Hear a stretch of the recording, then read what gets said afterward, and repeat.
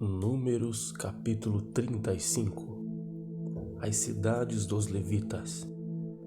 E falou o Senhor a Moisés nas campinas dos Moabitas, junto ao Jordão de Jericó, dizendo: Dá ordem aos filhos de Israel que, da herança da sua possessão, deem cidades aos levitas em que habitem, e também aos levitas dareis ao redores delas.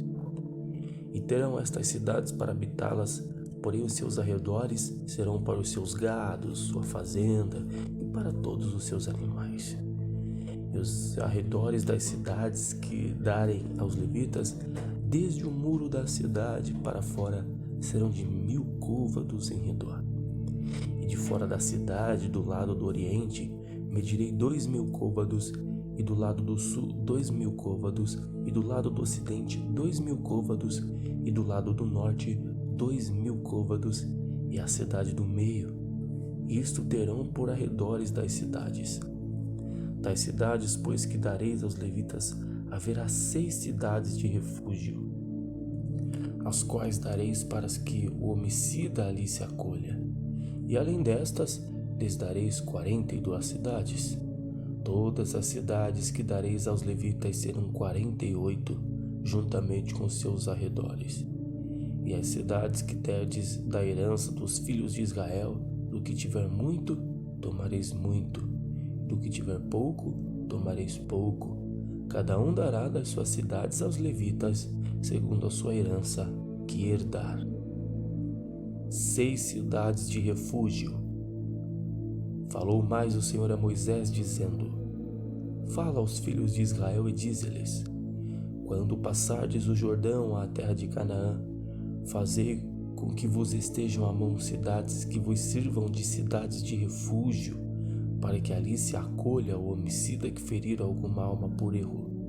E estas cidades vos serão por refúgio do vingador do sangue, para que o homicida não morra até que esteja perante a congregação no juízo. E das cidades que derdes haverá 6 cidades de refúgio para vós. 3 destas cidades dareis da além do Jordão, e 3 das cidades dareis na terra de Canaã, cidade de refúgio serão. Serão de refúgio estas 6 cidades para os filhos de Israel, e para o estrangeiro, e para o que se hospedar no meio deles, para que ali se acolha aquele que ferir alguma alma por erro. Porém, se a ferir com instrumento de ferro e morrer, homicida é, certamente o homicida morrerá. Ou se ferir com pedra a mão de que possa morrer e ela morrer, homicida é, certamente o homicida morrerá. Ou se a ferir com instrumento de pau que estiver na mão de que possa morrer e ela morrer, homicida é, certamente morrerá o homicida. O vingador do sangue matará o homicida, encontrando-o, matá-lo-á. Se também o empurrar com ódio ou com intento lançar contra ele alguma coisa e morrer, ou por inimizade a ferir com a sua mão e morrer, certamente morrerá o feridor. O homicida é, o vingador do sangue, encontrando o homicida, o matará. Porém, se a empurrar de improviso, sem inimizade, ou contra ela lançar algum instrumento sem desígnio, ou sobre ela fizer cair alguma pedra sem o ver, de que possa morrer e ela morrer, e ele não era seu inimigo, nem procurava o seu mal, então a congregação julgará entre o feridor e o vingador do sangue, segundo estas leis. E a congregação livrará o homicida da mão do vingador do sangue, e a congregação o fará voltar à cidade do seu refúgio, onde se tinha acolhido, e ali ficará até a morte do sumo sacerdote, a quem ungiram com o santo óleo. Porém, se de alguma maneira o homicida saiu dos termos da cidade do seu refúgio, onde se tinham acolhido, e o vingador do sangue o achar fora dos termos da cidade do seu refúgio, se o vingador do sangue matar o homicida, não será culpado do sangue, pois deve ficar na cidade do seu refúgio até a morte do sumo sacerdote. Mas depois da morte do sumo sacerdote, o homicida voltará à terra da sua possessão.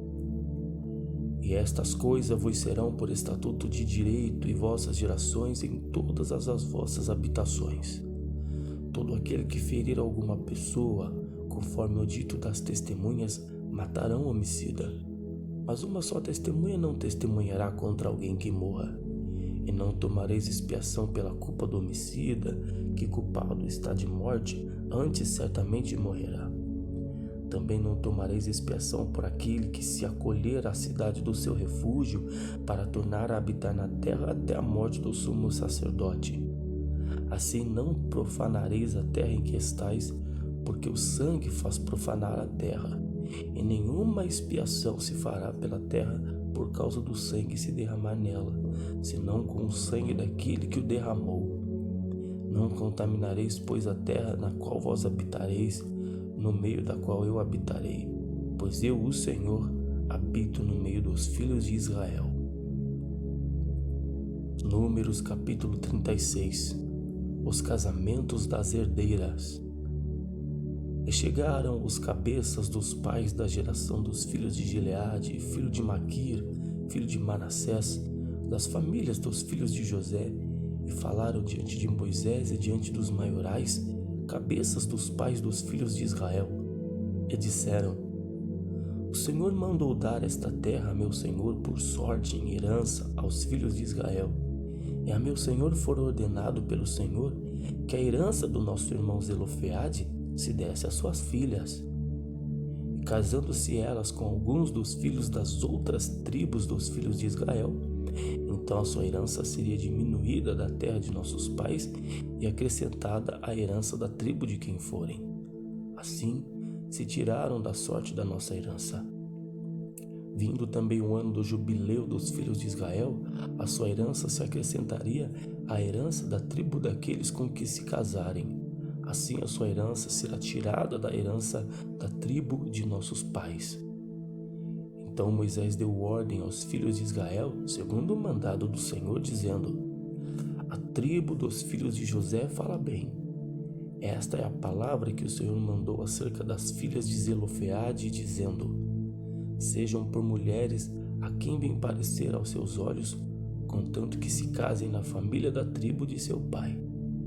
Assim, a herança dos filhos de Israel não passará de tribo em tribo, pois os filhos de Israel se chegarão cada um à sua herança da tribo de seus pais.